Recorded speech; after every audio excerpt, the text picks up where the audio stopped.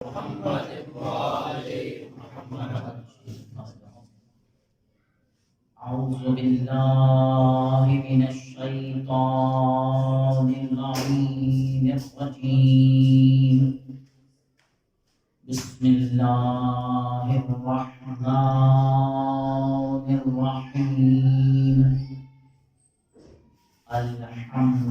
لله الذي جعلنا من المتمسكين بالقرآن العظيم. والحمد لله الذي جعلنا من المتمسكين ببداية علي بن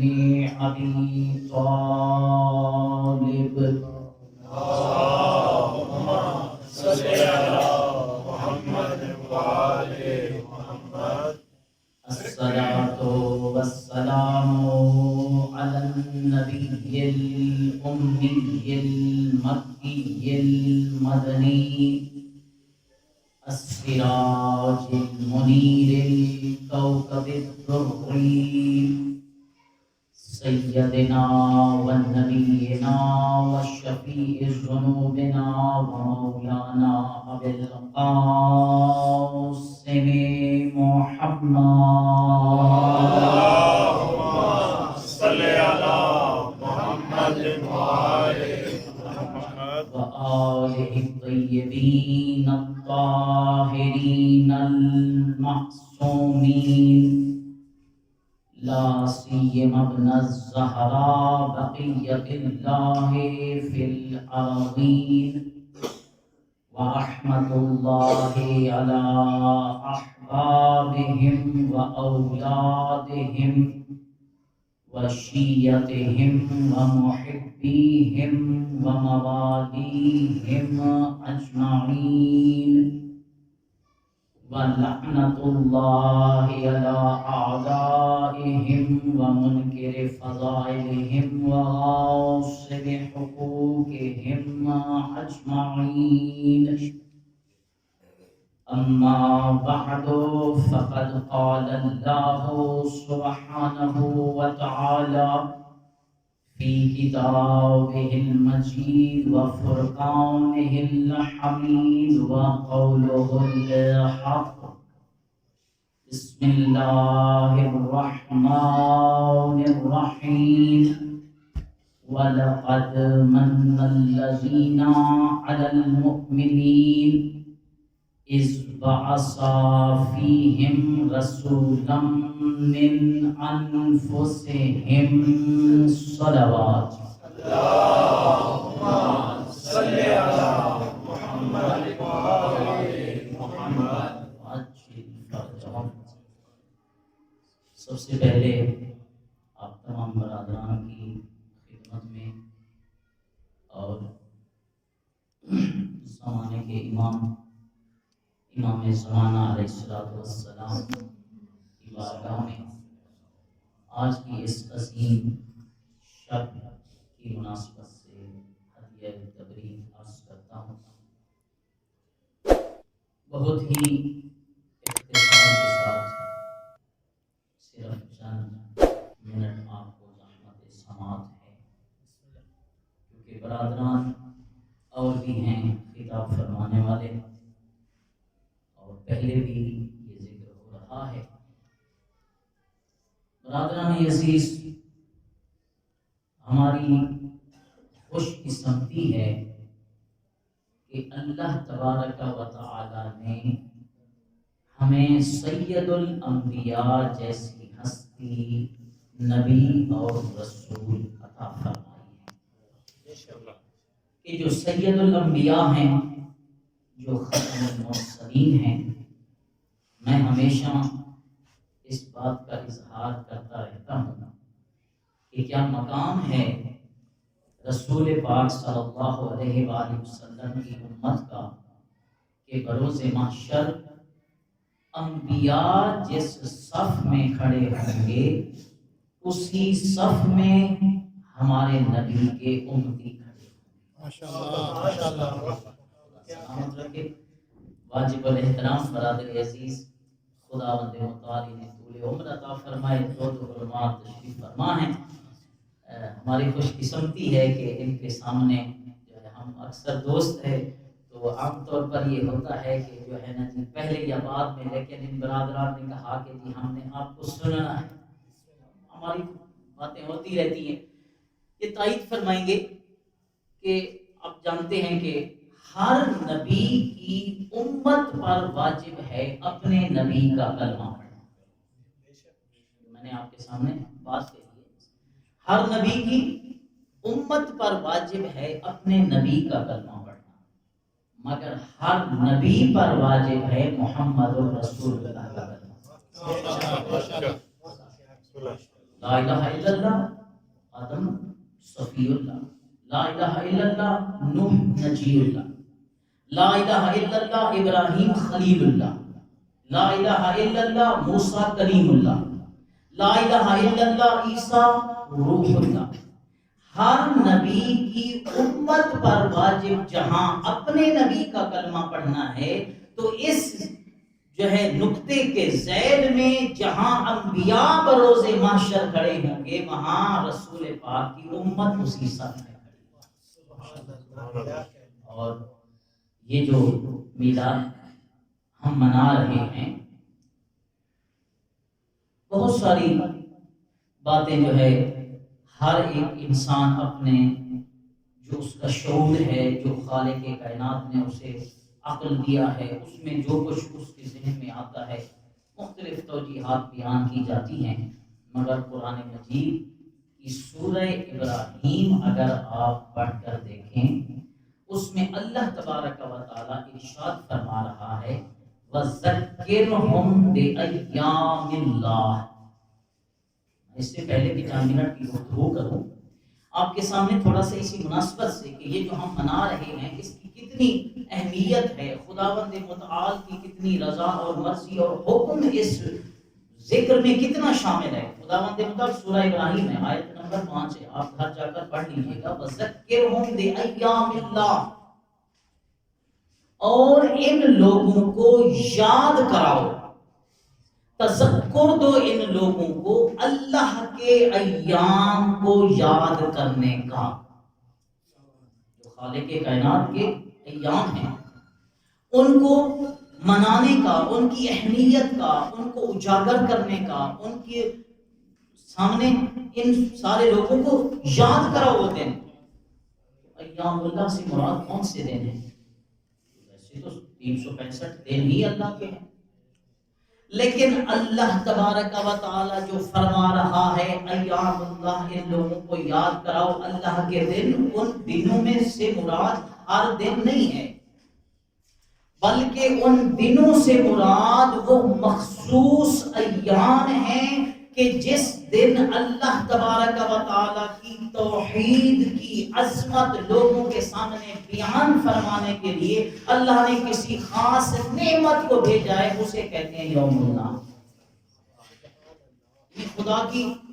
جو توحید ہے، اس توحید کو لوگوں کے سامنے بیان کرنے کے لیے، توحید لوگوں کو بتانے کے لیے، سکھانے کے لیے، سمجھانے کے لیے، توحید کی عظمت لوگوں کو بتانے کے لیے اللہ نے کوئی بھی اہتمام فرمایا ہے، اللہ نے کوئی بھی انتظام فرمایا ہے، تو اس دن کو کہتے ہیں یوم اللہ۔ جیسے روزہ عاشور ایام اللہ میں سے ہے،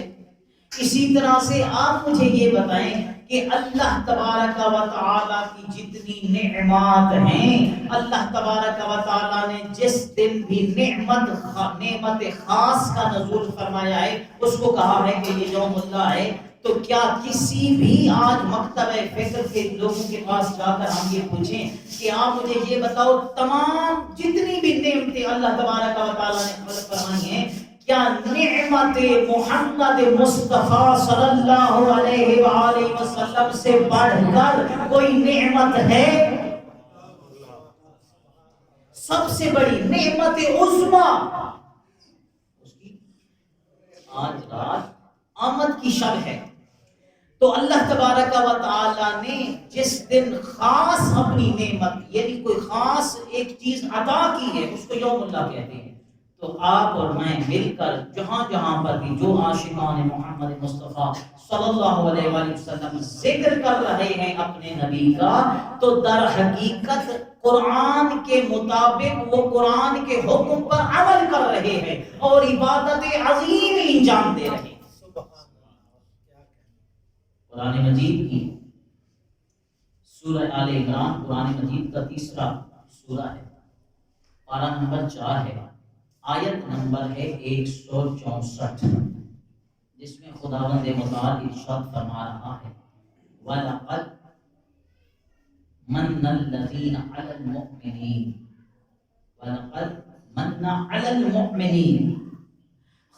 بے تحقیق خداوند متعال نے صاحبان ایمان پر، مؤمنین پر احسان فرمایا ہے۔ کون سا؟ اِذْ بَعَثَ فِيهِمْ رَسُولٌ مِّنْ أَنفُسِهِمْ، کہ خالق کائنات نے انہی میں سے ان کے درمیان ایک رسول کو مبعوث فرمایا ہے۔ خالق کائنات نے جس رسول کو ان صاحبان ایمان کے درمیان مبعوث فرمایا ہے، وہ کرتا کیا ہے؟ یتلو علیہم آیاتہ، وہ اس کی آیات کو ان کے درمیان تلاوت فرماتا ہے، وَيُزَكِّيهِمْ، اور ان کا تزکیہ نفس کرتا ہے، وَيُعَلِّمُهُمُ الْكِتَابَ وَالْحِکْمَةَ، اور وہ ان کو کتاب اور حکمت کی تعلیم دیتا ہے، وَإِنْ كَانُوا مِنْ قَبْلُ لَفِي ضَلَالٍ مُبِينٍ، اور اس سے پہلے یہ کھلی گمراہی میں مبتلا تھے۔ قرآن مجید کی یہ آیت کریمہ ہے کہ خالق کائنات نے صاحبان ایمان پر جو احسان فرمایا ہے اس رسول کو بھیج کر، اب اس سے یہاں جب خالق کائنات اپنے رسول کو بھیج رہا ہے 570 عیسوی میں، اس سے تھوڑی سی دیر کے پہلے کے آپ حالات دیکھیں کہ دنیا جہالت کی جو انتہا ہوتی ہے انتہا پر پہنچ چکی تھی۔ اس مجسمہ رحمت کا انتظار ان یتیموں کو تھا کہ جن کے سر پر شفقت کا ہاتھ پھیرنے والا کوئی نہیں تھا۔ اس فخر موجودات کی آمد کا انتظار ان بیواؤں کو تھا کہ داغ بیوگی کا سامنا کرنے کے بعد، جھیلنے کے بعد، جنہیں حقارت کی نظر سے دیکھا جاتا تھا، جنہیں انسانیت کے دوسرے حقوق، ایسی بیٹیوں کو انتظار تھا اس رحمت للعالمین کے آنے کا کہ جن کو جو ہے زندہ درگور کر دیا جاتا تھا، بے کس مظلوم، بے یار مددگار مظلوموں کو انتظار تھا کہ کوئی ہستی آئے جو انسانیت کا جو ہے صحیح ایک جو چہرہ ہے وہ لوگوں کے سامنے بیان کریں، جو انسانیت کو عزت دلائیں،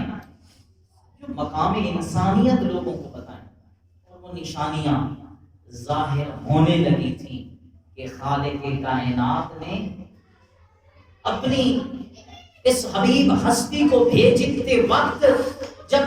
کوئی بھی چیز، کوئی بھی ظلم، کوئی بھی جہالت، کوئی بھی چیز جب عروج پر چلی جاتی ہے تو اس عروج کے بعد ہمیشہ اسے زوال ہوتا ہے۔ تو خالق کائنات نے جب یہ دیکھا کہ اس سے اور بہتر موقع نہیں ہے کہ جب جہاں ایک ایسا انسان آئے جو ہادی بن کر، جو رہبر بن کر، جو میرا نمائندہ بن کر، میرا نبی بن کر، میرا رسول بن کر ان کے درمیان آئے اور ان لوگوں کو جہالت کی تاریکیوں سے لے کر نور کا روشن، ایک نورانی جو ہے ہستی ایسی آئے جو ان کے دل جو سیاہ ہو چکے ہیں، جہاں جہالت ہی جہالت ہے، خالق کائنات ایسی ہستی کو بھیجی۔ اور خالق کائنات نے جس ہستی کو ہمارے لیے منتخب فرمایا، ہمارے لیے بھیجا، میں چند منٹ ہی کروں، آپ کے سامنے گفتگو کروں گا۔ آغا صاحب بھی موجود ہیں، دوسرے برادران بھی موجود ہیں، وہ آپ کے سامنے جو ہے بہت ماشاءاللہ جو ہے دل فراخ انداز میں آپ کے سامنے خطاب بھی فرمائیں گے اور آپ انہیں سماعت بھی فرمائیں گے۔ لیکن ضرورت اس بات کی ہے سب سے زیادہ ہم سب کو جس سے محبت، سب سے زیادہ ہستی ایسی کہ جس سے ہم سب کو محبت ہونی چاہیے، وہ ہے محمد مصطفیٰ صلی اللہ علیہ وسلم۔ سب سے زیادہ یک دو صلوات پڑھیں، اللہم صلی علی محمد سب سے زیادہ ہمیں محبت جس ہستی سے ہونی چاہیے وہ محمد مصطفیٰ صلی اللہ علیہ وسلم ہے۔ کیوں؟ اللہ نے اس رسول کو بھیجا تو ان کے صدقے میں ہمیں علی ملے، اللہ نے ان کو بھیجا تو ہمیں حسنین ملے، جناب زہرا ملی۔ اور کیوں ہمیں محبت ہونی چاہیے؟ میں ہمیشہ کہا کرتا ہوں، سب ماشاءاللہ آپ اہل بیت کے پیروکار بیٹھے ہیں، اہل بیت کے محب بیٹھے ہیں، سب سے زیادہ محبت ہمیں رسول پاک سے ہونی چاہیے۔ کیوں؟ ہر ایک شیعہ کو سب سے زیادہ محبت اپنے نبی سے ہونی چاہیے۔ کیوں؟ کہ یہ ہمارے وہ رسول ہیں جن کے سب سے بڑے شیعہ کا نام علی ہے۔ سبحان اللہ۔ رسول پاک صلی اللہ علیہ وآلہ وسلم کا سب سے بڑا جو شیعہ ہے انہیں علی المرتضیٰ کہتے ہیں۔ جو بھی علی کا ماننے والا ہے اسے سب سے زیادہ محبت کس سے ہونی چاہیے؟ رسول پاک صلی اللہ علیہ وآلہ وسلم۔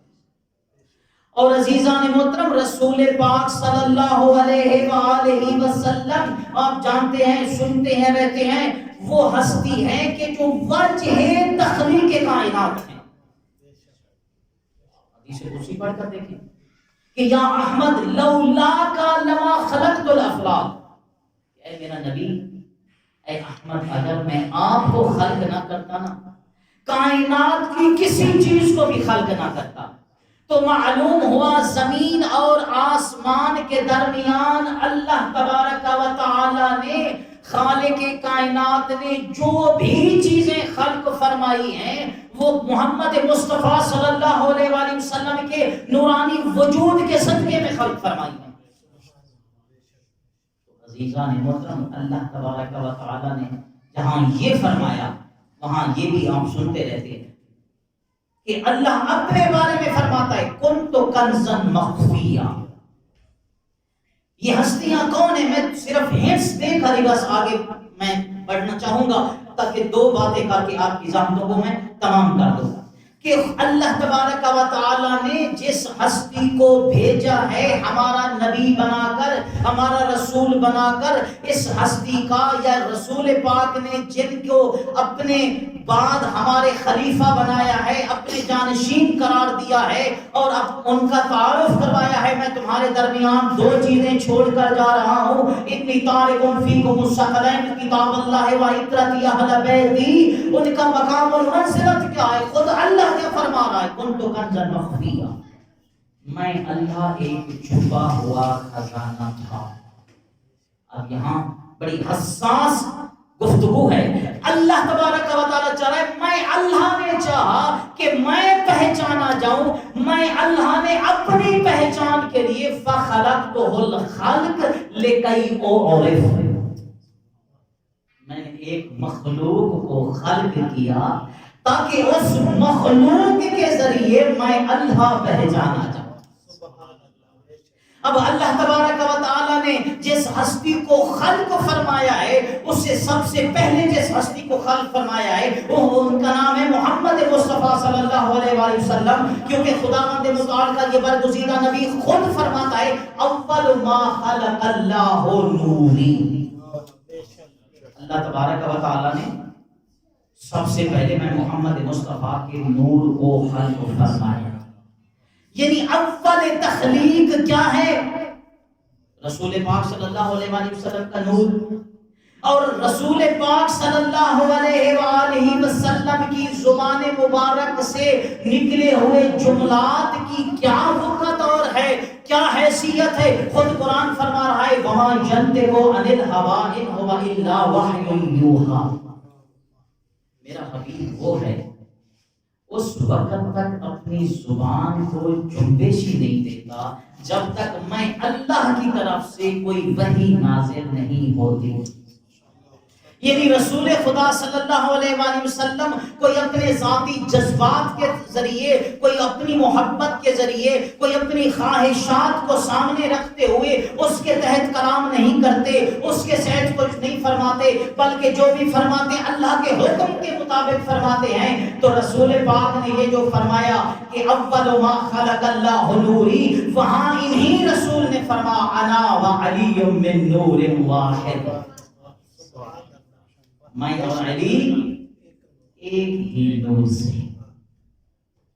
تو رسول پاک صلی اللہ علیہ وآلہ وسلم یا ان کے حقیقی جانشین علی بن ابی طالب ہو یا ان کی آگے اولاد ہو، جب اللہ تبارک و تعالی نے ان 5 تن پاک کو خلق فرمایا اور یہ انوار، یہ قدسیہ اللہ تبارک و تعالیٰ کی تسبیح و تقدیس میں مصروف و مشغول جب ملائکہ کو نظر آئے تو ان ملائکہ نے پوچھا کہ یا اللہ، کیا آپ نے ان کو جو خلق فرمایا ہے، آپ نے ان کو جو خلق فرمائے، کون ہیں یہ ہستیاں؟ اب خالق کائنات ان کا تعارف بھی فرما رہا ہے، اور میں کہا کرتا ہوں تعارف نہیں بلکہ فضائل اہل بیت پڑھ رہا ہوں۔ خود اللہ فرما رہا ہے انا احمد ھذا محمد، انا علی ھذا علی، انا فاطر ھذہ فاطمہ، انا محسن ھذا حسن، انا قدیم الاحسان ھذا الحسین۔ خود یہاں حضرت آدم علیہ السلام سے بھی،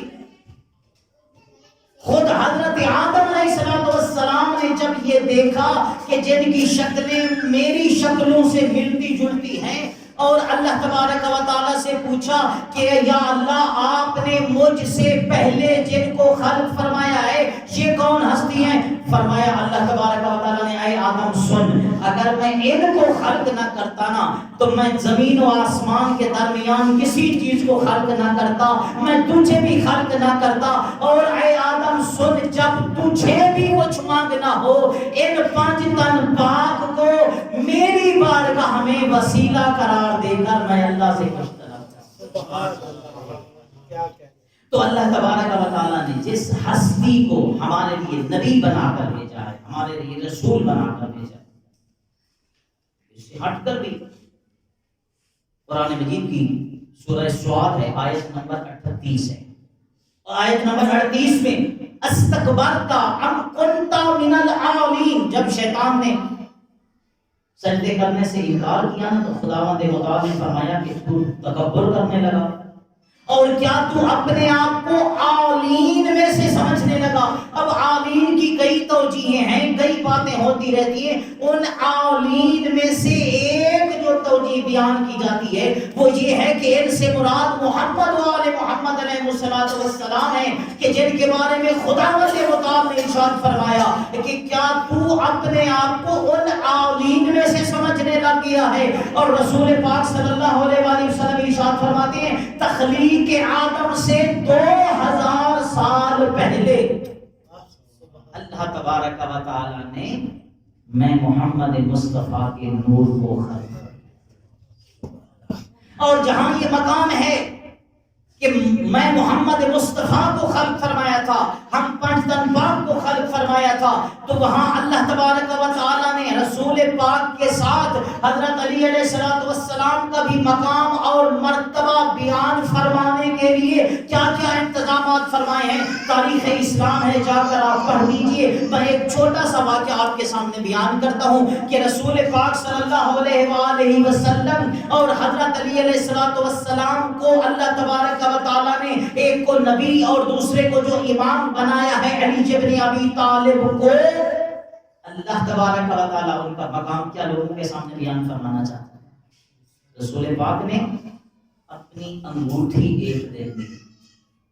حضرت علی علیہ السلام کو اور کہا کہ کسی نقاش کے پاس لے جائیں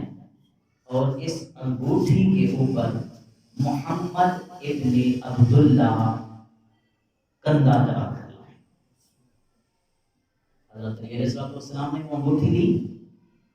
اور وہ انگوٹھی لے کر نقاش کے پاس جب پہنچے تو اس نے کہا کہ مولا اگر اجازت ہو تو تھوڑی دیر کے بعد آپ اگر تشریف لے آئیں یا میں آپ کی خدمت میں وہ انگوٹھی بھجوا دیتا ہوں۔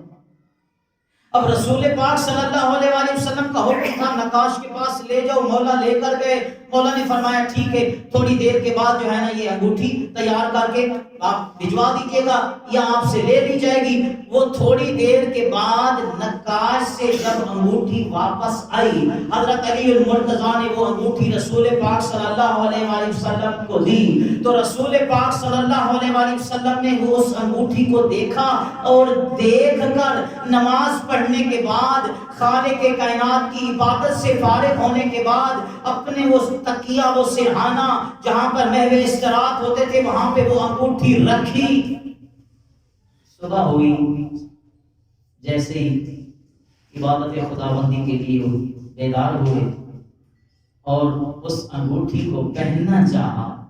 تو اس انگوٹھی پر عبارت میں کچھ ترمیم تھی۔ اب رسول پاک صلی اللہ علیہ وآلہ وسلم نے جب دیکھا اس انگوٹھی کی عبارت کو، حضرت علی علیہ السلام کو بلایا اور حضرت علی علیہ السلام سے پوچھتے ہیں آپ کیا جو ہے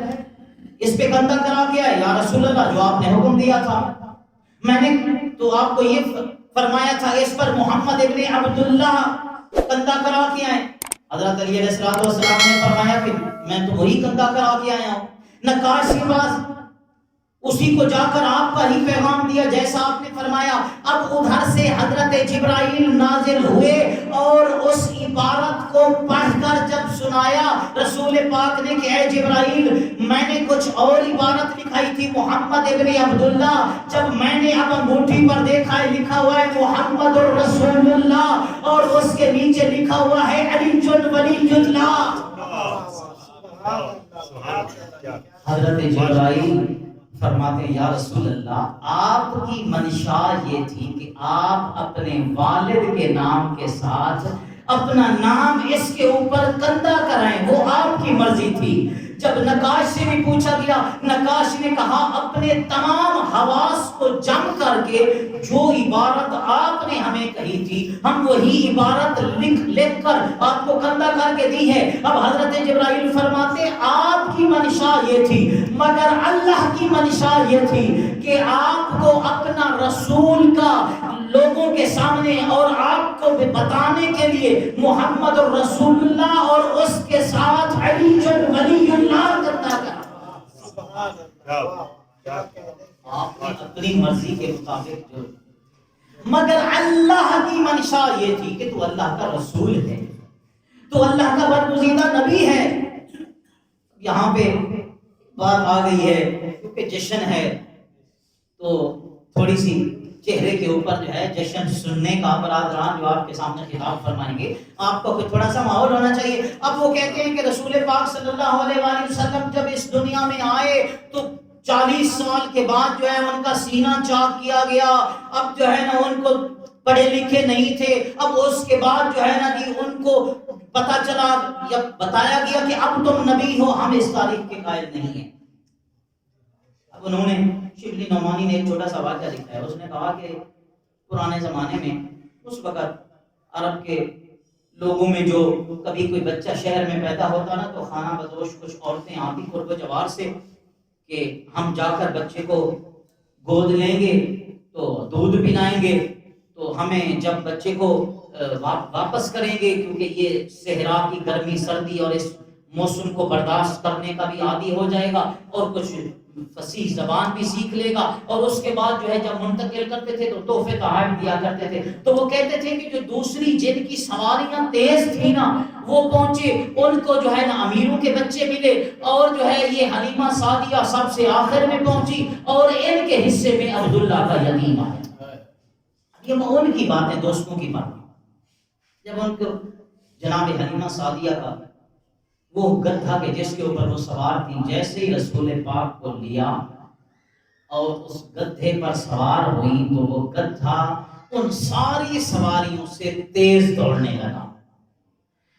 وہ صحت مند بھی ہو گیا، وہ جو پہلے لاغر و کمزور سا تھا بڑا چست چالاک ہو گیا، سب سے زیادہ تیز رفتاری سے وہ چلنے لگا۔ کیوں کہ اس کے اوپر جو ہستی سوار ہوئی تھی وہ غیر معمولی تھی۔ میں کہتا ہوں کیوں تمہاری عقل پہ پردے پڑ گئے ہیں؟ اس گدھے کو پتہ چل گیا کہ میرے اوپر سوار ہونے والا کون ہے؟ اس گدھے کو پتہ نہیں چلا جو تاریخ لکھ رہا ہے۔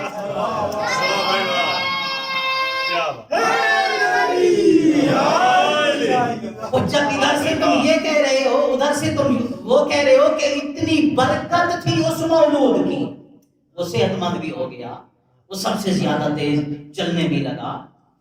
کیوں عقل پہ پردے پڑ گئے ہیں؟ عزیزان محترم، نبی ہو یا امام ہو، وہ جب اس دنیا میں آتا ہے نبوت اور امامت کے ساتھ آتا ہے۔ اب یہ علیحدہ بات ہے کہ رسول پاک صلی اللہ علیہ وآلہ وسلم کو حکم کر دیا جا رہا ہے کہ اب آپ اعلان نبوت فرمائیں۔ یہ نہیں ہے کہ آج سے آپ نبی ہیں، یہ نہیں ہے کہ آج سے آپ رسول ہیں، نہیں، کہ آپ آیت میثاق پڑھ کے دیکھیں، وَإِذْ أَخَذَ اللَّهُ مِيثَاقَ النَّبِيِّينَ لَمَا آتَيْتُكُم مِّن كِتَابٍ وَحِكْمَةٍ۔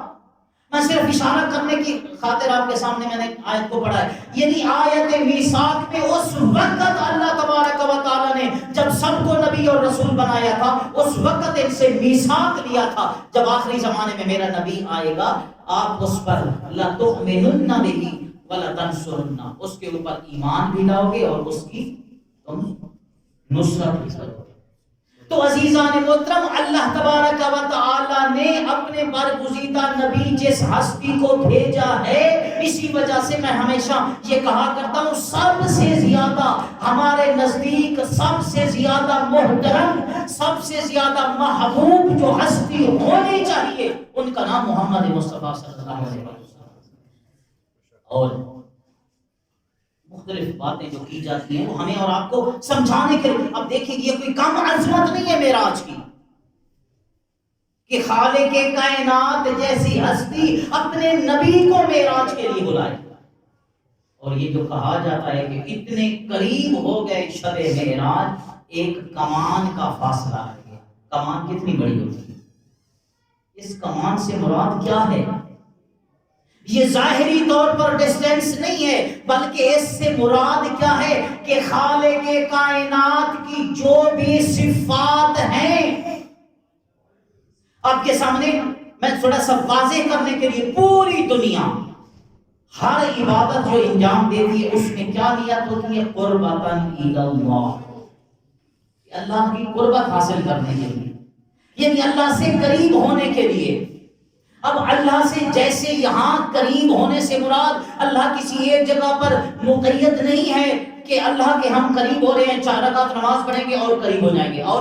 پھر دوسرے دن پڑھیں گے نماز تہجد اور قریب ہو جائیں گے، نہیں، اللہ کی رضا حاصل، اللہ کے نزدیک اس کا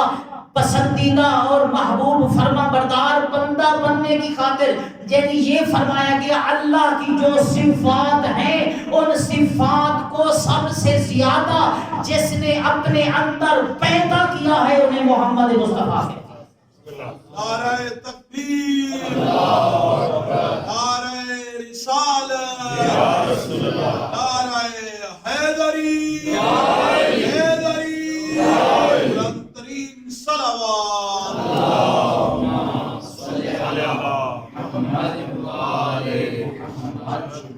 خالق کائنات غفار ہے، خالق کائنات رحیم و کریم ہے۔ اللہ کی یہ جو صفتیں ہیں، اللہ تبارک و تعالیٰ کی ان صفتوں پر اپنے کردار کو جو ہستی زیادہ سے زیادہ لے کر گئی ہے انہیں محمد مصطفیٰ کہتے ہیں۔ اس سے مراد یہ ہے نہ کہ ایک کمان کا فاصلہ رہ گیا کہ اس طرح سے ہم اللہ کی جسم اور جسمانیت کے قائل نہیں ہیں۔ تو عزیزان محترم، اللہ کا یہ برگزیدہ نبی کہ جن کی سب سے زیادہ، بلکہ میں ہمیشہ کہا کرتا ہوں کہ خالق کائنات کی پورا سال جہاں پر بھی ذکر اہل بیت ہوتا ہے در حقیقت رسول پاک کا ذکر ہوتا ہے۔ جہاں یہ پورا محرم اگر اہل بیت کا تذکرہ ہوتا ہے تو اہل بیت کون ہیں؟ اگر ہم اپنی محفلوں میں حضرت علی علیہ السلام کے فضائل پڑھتے ہیں تو کیا مطلب ہے کہ حضرت علی علیہ السلام کے فضائل پڑھ کے ان کا مقام اور مرتبہ ہم لوگوں کے سامنے بیان کر کے ان کو یہ بتانا چاہتے ہیں جس علی رسول کے غلام کے اتنے فضائل ہیں کہ جو کہے کہ انا عبد من عبید محمد، جس غلام کا اتنا مقام اور مرتبہ ہے کے سردار محمد کے کیا فضائل.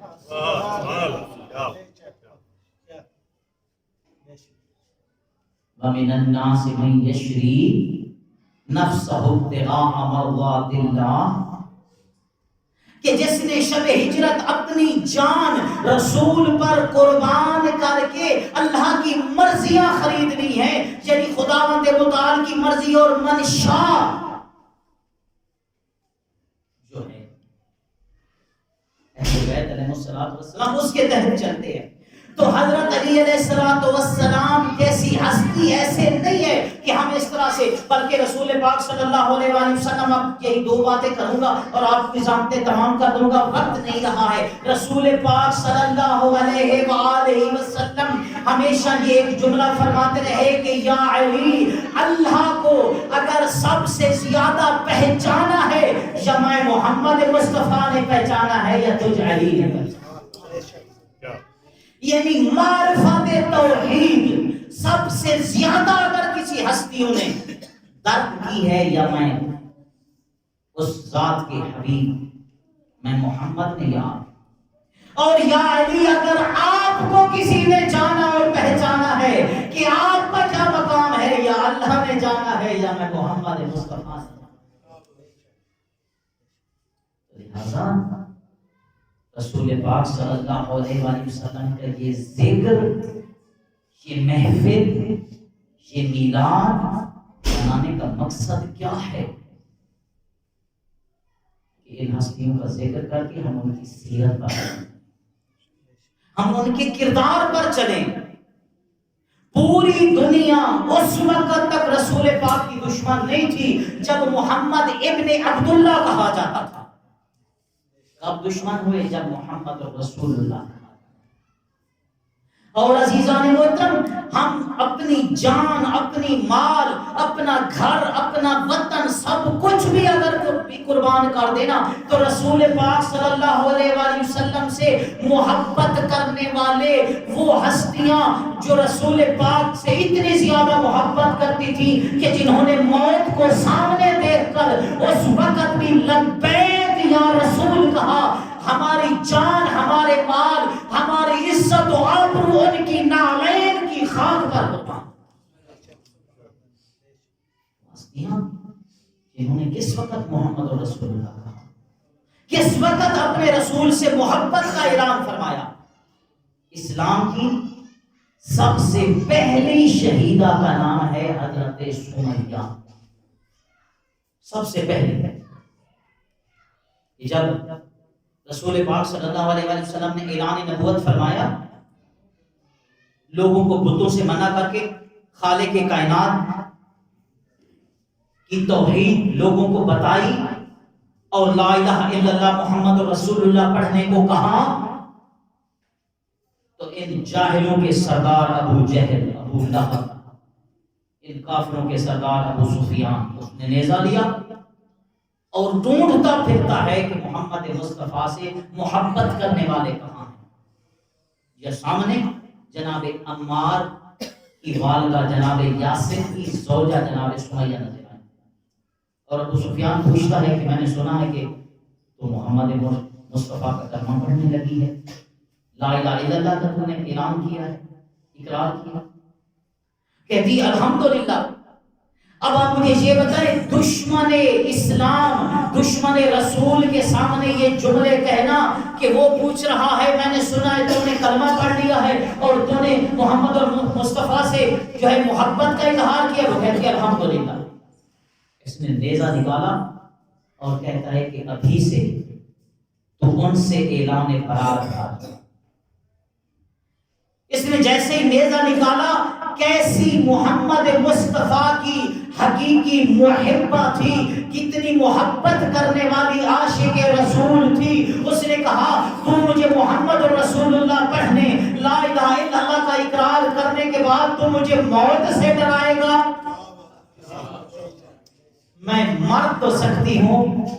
مگر عشق محمد جو میرے دل میں آ چکا ہے، یہ نور کی کرن خاموش نہیں ہو سکتی.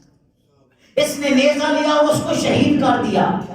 پہلی شہیدہ اسلام میں جو رسول پاک صلی اللہ علیہ وآلہ وسلم سے محبت کے صلے میں شہید ہوئی ہے وہ ہے جناب عمار کی والدہ، جناب یاسر کی زوجہ، جناب سمیہ۔ اور عزیزان محترم جیسے ہی آگے بڑھے اپنے گھوڑے پر سوار ہو کر جناب یاسر نظر آئے، وہ ہستیاں میں نے پہلے عرض کیا ہے، جناب بلال حبشی، کتنی ان کے دلوں میں رسول پاک کی محبت تھی،